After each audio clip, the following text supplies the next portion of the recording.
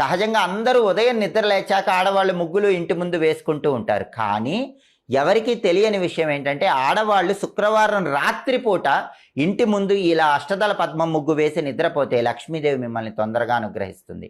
అలాగే ప్రతి పౌర్ణమికి లక్ష్మీదేవి భూలోక సంచారం చేయటానికి వస్తుంది. కాబట్టి పౌర్ణమి రోజు రాత్రి సమయంలో మీ ఇంటి ముందు ముగ్గు ఉండేలాగా చూసుకోండి.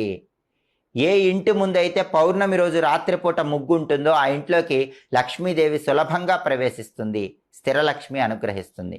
అలాగే వారానికి ఒకసారి ఆడవాళ్ళు ఇంటి గుమ్మం ముందు ఆవ నూనెతో దీపం వెలిగించి ఆ తర్వాత నిద్రపోండి.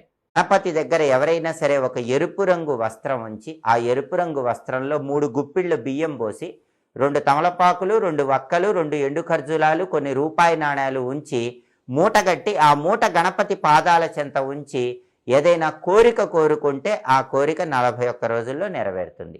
అలా ఆ మూటను గణపతి దగ్గర సంకష్టహర చతుర్థి రోజు ఉదయం ఉంచి ఆ తర్వాత దేవాలయానికి వెళ్ళి గణపతి దర్శనం చేసుకొని గణపతికి అర్చన కానీ అభిషేకం కానీ చేయించుకొని ఆలయంలో ప్రదక్షిణలు చేసి ఇంటికి రావాలి. ఇంటికి వచ్చాక సాయంకాలం ఆ మూట విప్పి ఆ మూటలో ఉన్నటువంటి తమలపాకులు, వక్కలు, ఎండు ఖర్జూరాలు ఇవన్నీ గణపతి ప్రసాదంగా మీరు స్వీకరించండి. మూటలో ఉన్న రూపాయి నాణ్యాలు బీరువాలో దాచిపెట్టుకోండి.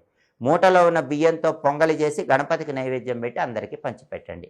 ఈ ప్రత్యేకమైన మూట విధి విధానం కూడా కార్తీక మాస సంకష్టహార చతుర్థి రోజు పాటిస్తే మీ మనసులో ఉన్న కోరిక తొందరలో నెరవేరుతుంది. ఇలా సంకష్టహార చతుర్థి దీపం పెట్టి ఇంట్లో ఎంత ప్రయత్నించినా ఉద్యోగం రాకపోవడం, ఎంత ప్రయత్నించినా డబ్బులు నిలబడకపోవడం, ముఖ్యంగా శుభకార్యాలు అనేవి జరుగుతూ ఉండవు. ఆ ఇంట్లో ఎవరికైతే గురుబలం తక్కువ ఉంటుందో వాళ్ళకి వివాహం కంకణ యోగం అనేది కూడా తొందరగా అయ్యి ఉండదు.